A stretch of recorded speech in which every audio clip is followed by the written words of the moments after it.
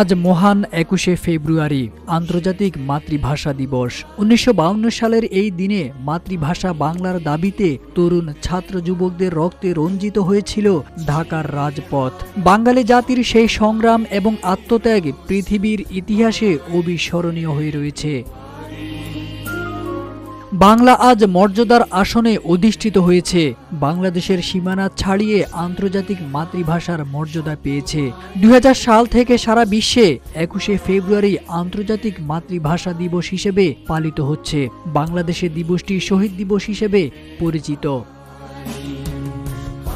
বাংলাদেশ সহ সারা বিশ্বে আজ ভাষা আন্দোলনে জীবন উৎসর্গকারী শহীদ সালাম, বরকত, রফিক, জব্বার, শফিউরদের শ্রদ্ধা ভরে স্মরণ করা হবে। দেশের প্রতিটি শিক্ষা প্রতিষ্ঠান, প্রতিটি শহীদ মিনারে ফুল দিয়ে শ্রদ্ধা জানানো হবে ভাষা শহীদদের। ফুলে ফুলে ভরে উঠবে দেশের প্রতিটি শহীদ মিনার। ঢাকার সব অলিগলি রাজপথ থেকে খালি পায়ে ফুল হাতে সব শ্রেণী পেশার মানুষ ছুটছে ঢাকা মেডিকেল কলেজ সংলগ্ন কেন্দ্রীয় শহীদ মিনারে।